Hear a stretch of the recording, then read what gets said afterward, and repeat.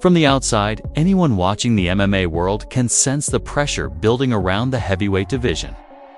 And right in the middle of all that chaos is Tom Aspinall, a champion who has poured everything he has into the UFC, yet is suddenly facing a storm of criticism, disrespect, and outrageous accusations.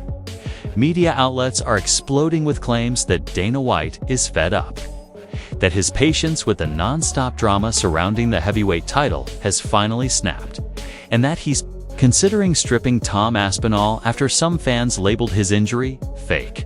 Bully Aspinall has finally come out. Tom Aspinall is showing he doesn't care about the UFC and the UFC fans who have been giving him shit for a long time. He's going at the fans, he's going at Dana White, and he's going at Ciryl Gane. Let's go over what he said. Ciryl Gane is a cheater. He goes into fights, looking to eye poke, back of the head shots. He even said Jon Jones, before he fought Ciryl Gane, called him a cheater as well. Then he says he's pissed off with Dana White. And he's also said he's got Brown syndrome, which is a pretty serious eye condition, which may involve surgery. He's not training right now. He just wants to get his eyes back to 100%. And you know what? It's all warranted. Dana White, very unnecessary comments after that fight. You know, he's very much been the nice guy, the polite Englishman, the gentleman. Now, he doesn't care. The gloves are off. And this Tom Aspinall is going to self-ice. And dare I say, he's going to knock out Ciryl Gane. He's coming in with a vengeance in the rematch. Tom Aspinall went to the doctors, and the doctors has confirmed that he's got some issues with his eyeballs. He's got some soft tissue damage to the eyeballs, and that will happen when a 6'6" Frenchman sticks both of his fingers knuckle deep into your eyeballs, okay? So that's not surprising. But what is surprising is that he has something called Brown syndrome, which basically is where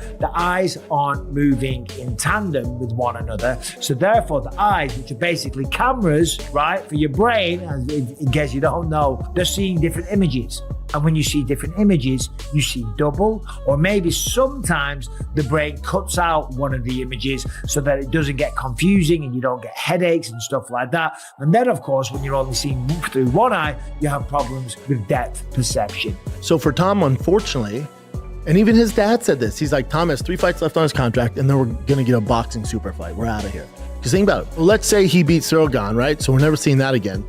Who else would you pay to see him fight? Now it's gonna be free on only Jon Jones, only. Yeah, so he has 3 fights left. So you're gonna get Ciryl Gane. He'll get the winner of Alex John, which happened at the White House, and then maybe fight if he loses that, which he will if it's John. If he were to lose that, he fights the loser of John versus Alex. Those are your 3 fights from Tom, and then you go to box. Because let's say he's re-signed for 6 fights. Who are you gonna watch him fight? Volkov already beat him. Are you Pavlich already beat him. Yeah. Curtis Blades beat him. Yeah. Almeida, he doesn't deserve to be in the top 5. Acosta, those top fucking, besides Curtis Blades, 2 through 15 aren't even in the top 25 of this 2015. So for Tom, he was born at the wrong fucking time. And while talk of him being stripped is nothing more than click-driven drama fueled by online speculation, the reality behind Dana White's frustration and the pressure crushing Tom Aspinall is very real. And it has been building for much longer than people realize. Dana White's irritation didn't begin with the eye poke incident. It started way earlier, back when the heavyweight title turned into a problem he never wanted. Jon Jones vanished for over a year, leaving Aspinall to step in. The super fight Dana had been banking on fell apart without a sound. And Tom was suddenly holding a belt he never asked for, while the UFC scrambled to salvage what should have been one of the biggest heavyweight events ever. Still, Tom Aspinall did what he always does. He stayed professional, stayed active, stayed committed. He took backup roles, stepped in last minute, saved fight cards, and accepted the Ciryl Gane matchup the second they offered it. Even though everyone, including Dana, expected Tom to dominate him easily. This wasn't the marquee fight the UFC had spent years building toward. This was damage control, a placeholder, a necessity. And that necessity ended up blowing up right in Dana White's face. Give us your reaction to the eye poke and how it all went out. I mean, I feel the way everybody feels. Great showing, shitty ending, you know? It would seem obvious that a rematch is right on the cards. Would you like to just rebook these guys as soon as Tom is able to get back in there? Yeah. total pain in the ass, but yes. This one, I mean, Jon is fully, other than saying, the amount, saying it's on me, it's my bad. A little surprising. It's what, 5 months later and they haven't met, they haven't talked.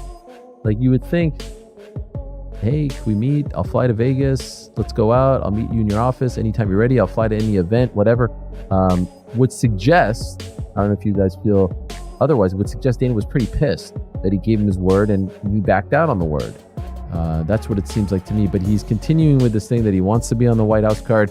He wants to make it up. He wants the opportunity. Now, he doesn't want the fight. To the best of our knowledge, they never talked about an Alex Pereira fight. They wanted him to fight Tom Aspinall. And he had agreed, and then he reneged. And so there's no indication. One would think that they would see the light and say, hey, Pereira versus Jones makes a lot of sense. Jones isn't holding up a division. He doesn't have to fight anyone in particular. And Pereira could just move up and give up that title, and we could do Yuri versus Carlos Alberg. One would think that they would be interested in it. The question is, can Dana get over his disappointment, his anger towards Jon reneging on his word? But this was kind of the first time that Jon confirmed that yes, he did in fact give his word, and he did back out. Just think about the way that Dana White talks about Conor and his participation in this card, which is where we're in lockstep. We're talking to Conor every day. It seems like there's that, and then there's the Jon Jones where it's like don't want to talk about it. Jon Jones is the only one talking about it, completely one-sided. To me, Jon Jones feels like the break glass in case of emergency option for the UFC, right? Like if Conor can't do it, then you get over it, you swallow your pride, and you hit up Jon Jones. But until Conor McGregor's out, I feel like Jon's on the outs. This eye's still a little bit blurry. The other part of this eye is blurry. But the main thing that's bothering me at the minute is double vision. When he's looking up and in, the left eye is going up and in extremely well. The right eye is kind of stopping. You see how the right eye is just not as high up as the left, and that's a restriction. So the eye wants to go and he wants to track it, but the more I do this, the more he's going to start aching in that upper inner aspect. And what he's going to do is, if he's in a fight situation, he's not going to be dealing with it. He doesn't want the ache in the eye, and he also doesn't want to have double. So what he's going to do is tilt his head. So that's on that side. If you look at the left, which should be matching it, so you're looking across, up, up, up, up, up, as much as you can. And you can see how, again, with the right eye, it's up and out, but the left eye is just not able to go as extremely up as possible. When I got poked in the eye, obviously, and then people were like, his eye wasn't even red. Does your eye always go red when there's something wrong, or is that? You can absolutely lose your vision without having a painful red eye. So you don't need a red eye to have blurred vision at all. So no. Yeah. So how long till I can train properly, spar? It's a long road ahead, but the prognosis is guarded at the moment. I would recommend that you wouldn't fight until your double vision is resolved. Perfectly timed eye poke shuts the fight down before it even starts. And instantly, the entire narrative flips against Tom Aspinall. Fans pile on him. Fighters joke at his expense. Analysts twist the situation into a story of weakness.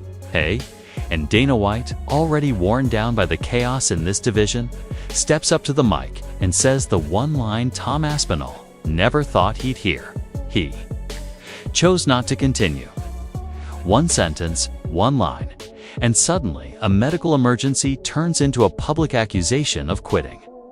But behind that moment, Aspinall was battling blurred vision, disrupted depth perception, neurological symptoms, and the early stages of an injury, severe enough to jeopardize his long-term career. Then the truth finally hits.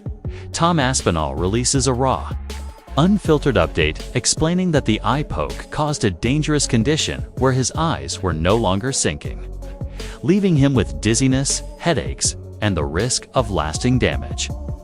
Suddenly, everything becomes clear. Suddenly, everything adds up. The fans who mocked him look reckless.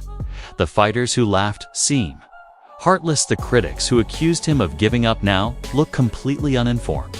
I feel as Tom's a great athlete, but I do feel like he's a one-trick pony. When you look at people talking shit online of like, oh, you know, he's ducking this guy or he's dodging this guy, they haven't seen the work that you've done in the past and how dominant you've been. We know you're not ducking this guy. I mean, talk to me about what you saw in his fight with Gane. I mean, because Gane looked like he was controlling the fight. With Cyril Gane? Yeah. I believe that his wrestling and jiu-jitsu is incredibly overrated. He has a beautiful 1-2. I got to learn a lot about his patterns in his last fight. Beautiful 1-2. That's really about it. He couldn't touch Cyril Gane at all. That's the way I felt. I felt like Gane was just getting warmed up. Gane's hands was down. He was shaking his shoulders, bouncing around. He was touching him. That jab. He busted him open. He was so comfortable. I think Tom was looking for a way out, and he took it. He needs to change his game plan. When Tom gets hurt, he's like immediately incapacitated. It's like, you poke my eye. He never tried to look. It was rag on the eye immediately. He doesn't have the dog in him. Can't wait to see you compete the White House. Can't wait to see it. I know. I really hope it happens. Dana, bro, please, Please, I'm training. I feel great. I'm healthy. And I'd be so honored to represent our country and do what I do best. The pressure now circles right back to the man running the show, Dana White. People are questioning why a champion. Who has saved events multiple times? Who has stepped up whenever the UFC needed him? And who has never once disrespected the company or the sport? Was treated with doubt instead of support. Fans are comparing this situation to Francis Ngannou, another heavyweight who said he felt undervalued. They mention Jon Jones, who stepped away from what was supposed to be the biggest fight in heavyweight history. They point to every rocky relationship Dana has had with his heavyweight champions, and now, somehow, Tom Aspinall, the one heavyweight who has always stayed loyal, is being placed in that exact same category by fans who believe he's being mishandled yet again. Meanwhile, the online rumor machine is spiraling out of control. Dana is stripping the belt. Tom faked the injury. The UFC is finished with him. None of it is real, but the noise is getting louder by the minute. And the louder the noise gets, the more pressure falls onto Dana White. Because if Tom Aspinall's eye injury truly is as severe as doctors believe, the UFC could lose its most promising heavyweight champion in years. Not because he backed out, but because he pushed through an injury no fighter should ever ignore. And this is where the entire storm really begins. Tom Aspinall is no longer staying silent. His patience has run out. His respect has boundaries. And for the first time since becoming heavyweight champion, the world is seeing a different side of him. A version of Castle, of Tom, who refuses to let his reputation be twisted by people who weren't. Even inside the cage, he's clapping back. He's bringing the truth forward. He's defending his name with everything he's got left. And the next time he walks into the octagon, he won't be fighting for a paycheck, a ranking, or even a belt. He'll be fighting to erase the biggest smear campaign of his entire career. The champion isn't finished. The champion isn't pretending. The champion is coming back furious. And the UFC better be ready.